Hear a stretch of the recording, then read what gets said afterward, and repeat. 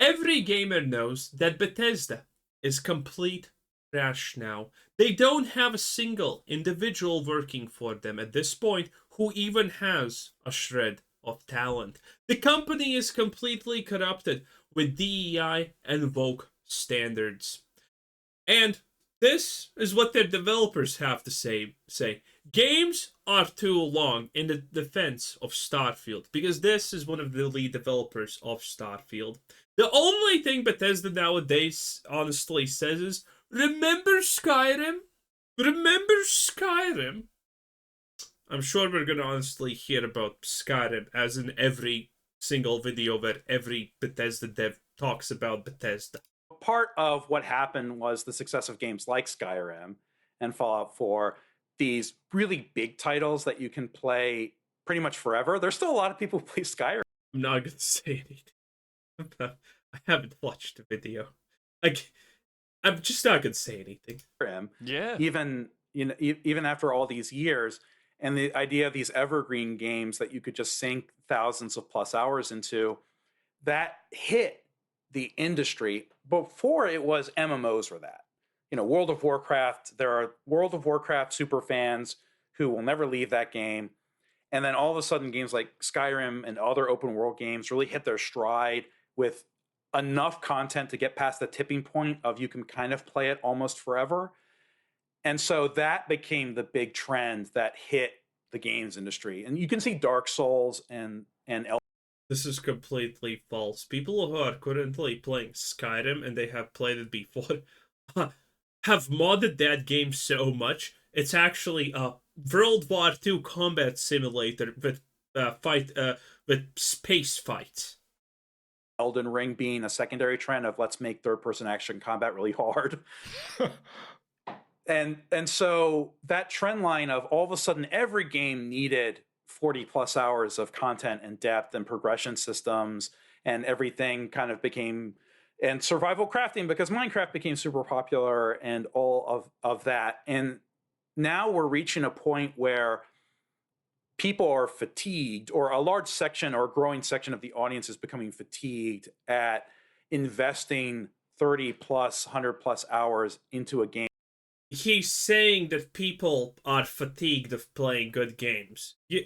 Dark Souls, that's a great, well, Elden Ring in this particular case. Elden Ring, that's a great game, but you probably don't want to play it because you have played it.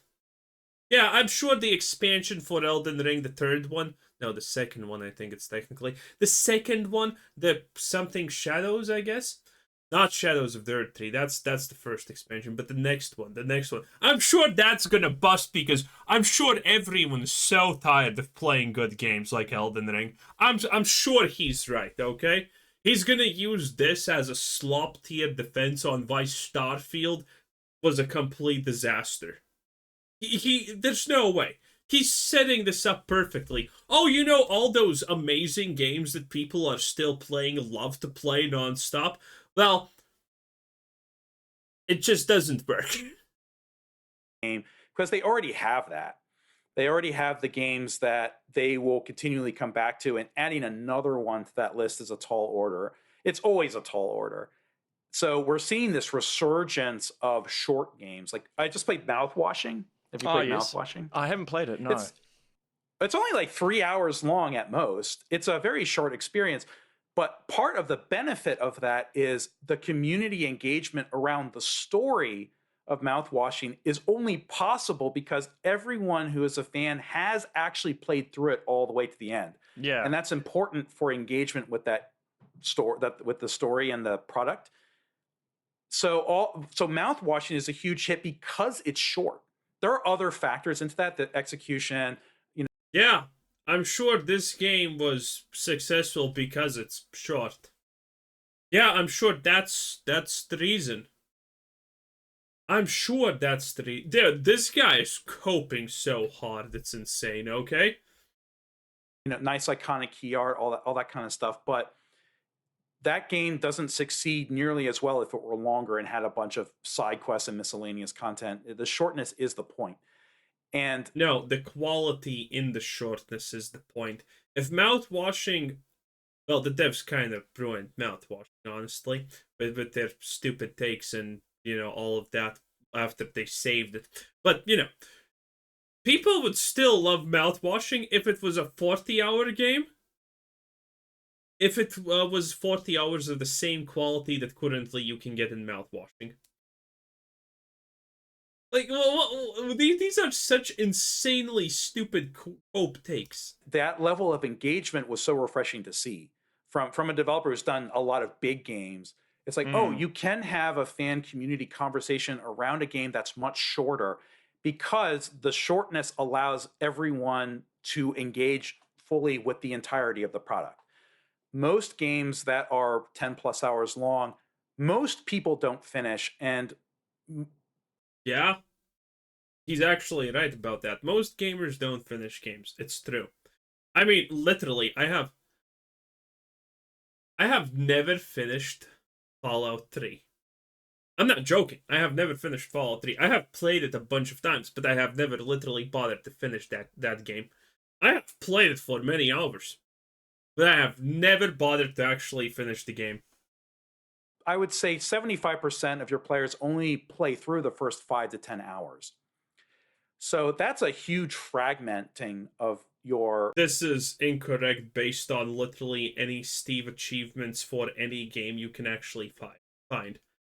Overall fan community base between the people that will play through it all the way to the end and then play it again over and over again, and the vast majority of your audience who will play it for the first 5 hours and then put it down and say that was pretty good, and then they move on to whatever's next. Yeah, there's no dull moments in the games industry. Everything's always changing.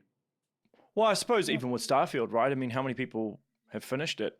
How many people would have done the main quest? What is finished with Starfield? Well, yeah, I suppose true. Yeah, well, any open world game for that matter. Yeah, the game's not finished at this point also, so what do you mean finish it? The game's not finished. Got him. Oh, God. This is so sad. This is beyond cope. What is, like, I suppose the golden path, right? Because I know how much stress you're under. I mean, you spoke about it at the GDC, like the end of the main quest, right? And then you've got to wonder how many people actually finished it. I mean, Bethesda must have data that would... Yeah, so... There's probably telemetry somewhere someone knows. You could probably check, like, achievements. Like, Steam achievements typically tell you the percentage of players that get that particular achievement. That's public. Let me go in because I was one of the sad people who could not refund Starfield. So let's check the achievements for Starfield. Okay, can I share my Steam? Yes, I can actually. So there you go. This is my Steam, boys. 10 out of 10. Giga Chad. Anyway, oh wait. Oh, there we go. This is good enough. So this is my Starfield. A whopping 9 hours played. I swear it should be 5. Maybe I AFK'd at some point. Don't know. Anyway, let's look at the achievements. My achievements, global achievements, and then let's look at the easy achievements. Reach level 5. Roughly 1 hour of gameplay.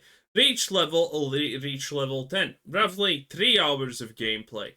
Let's find reach level 25. That's probably close to 10 hours of gameplay, or probably honestly more even. 41%. You can easily estimate how much this is. And by the way, this literally means that 25%, dust off means that 25% of Starfield's all-time players that didn't even care about effectively doing the first 30 minutes of the game. Join Constellation is pretty much proof of it, because again, it only takes like an hour to join Constellation, and that's like your main quest. Enter space for the first time. Literally takes roughly 15 minutes to get to space. Yeah, 10% of people couldn't even last Starfield more than 10 minutes. It is pretty insane how bad Starfield is with retention. Let's actually look at the lowest achievements that they have. 5 of a kind. Craft one of each type of vortex grenade. There's no way. Vortex grenades is the expansion thing. This is one of the easiest things ever, but no one has done it. One of the easiest achievements that you can actually have in the game, the rarest. Aid the people of Varun Kai, survivor of promise. No idea what this is, but this is this like finishing the is this the equivalent of finishing the expansion? My estimate for people who return for the expansion, by the way, is 6%, which is wild.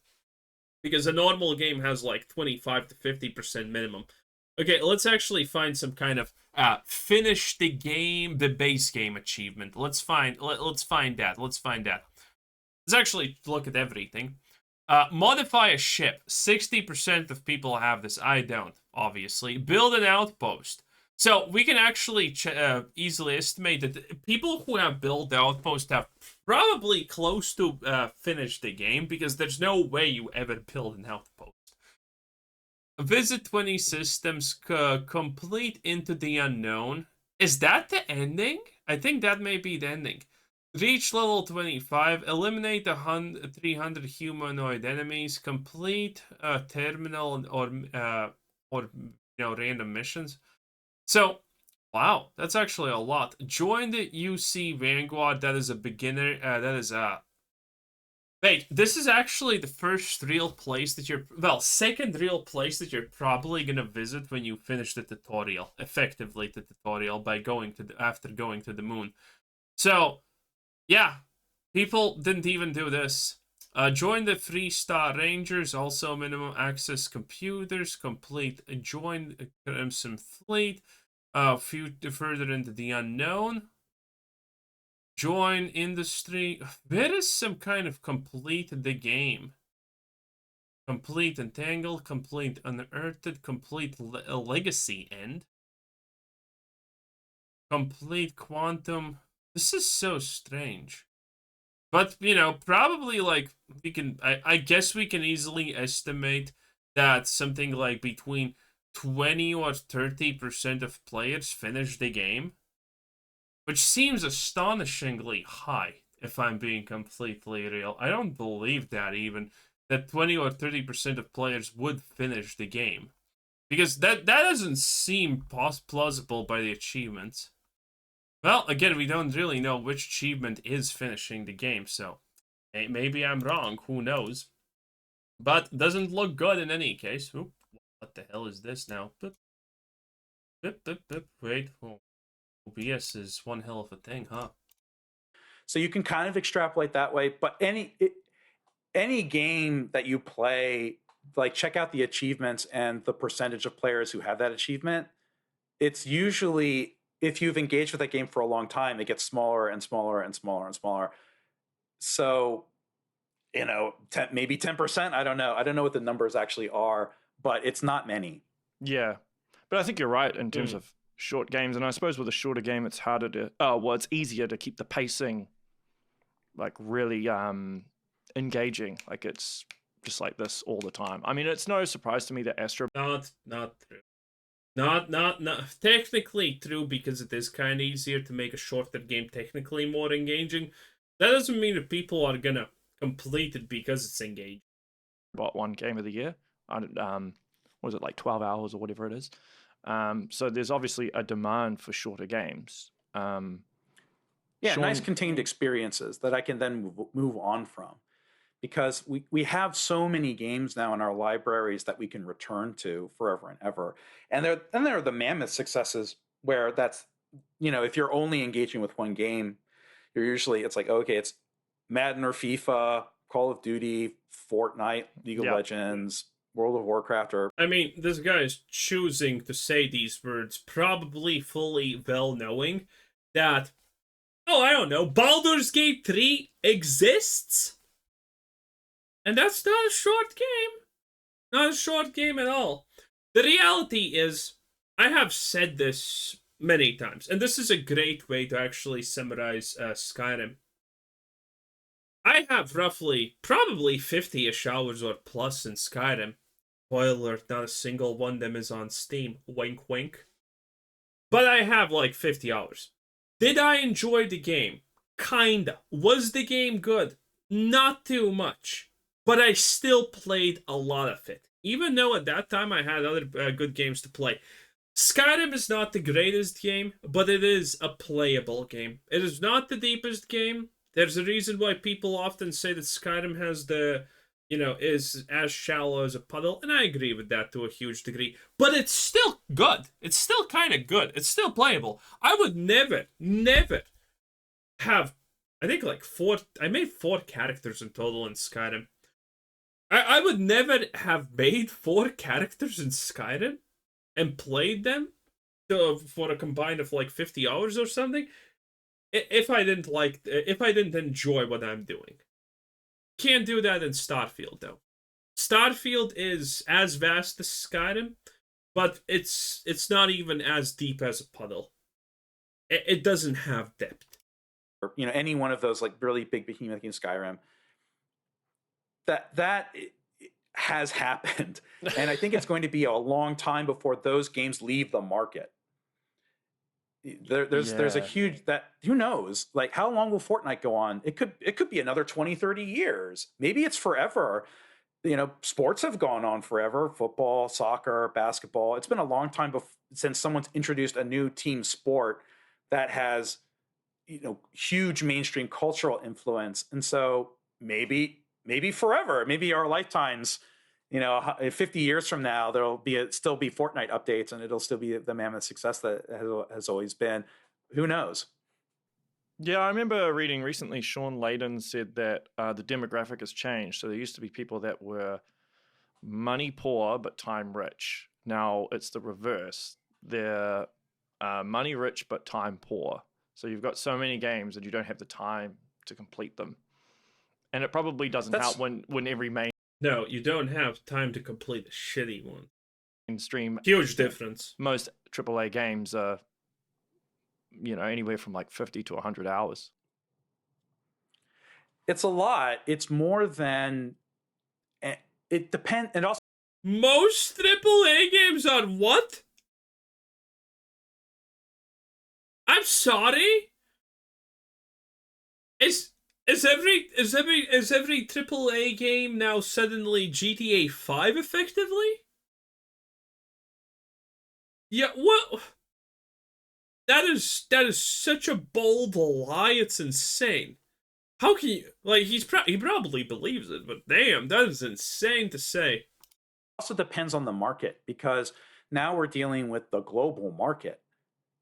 There's North America and Europe, but there's also India. Yeah, those places previously didn't exist. Asia, Africa, South America, that all of these different markets have different cultures and different expectations and different, as you're saying, amounts of time and money, discretionary. Wait, did he mention South America 2 times now? Funds that they can spend on luxuries like entertainment. So who knows? The games industry as a whole is gigantic. It's more than anyone can comprehend, and it's everywhere across the entire planet. So when we're talking about the games industry, usually we're only talking about some segment of the games industry for a particular market of the games industry. Oftentimes that's, the AAA market in North America and Europe. Yeah. That is where most of the fans. What a bunch of nothing, honestly. Admittedly, that's exactly what I would expect from the lead designer of Starfield. That is unironically exactly what I would expect from someone who made Starfield. A bunch of goddamn nothing. Anyway, that was Kiwi Talks 10 out of 10. Bye.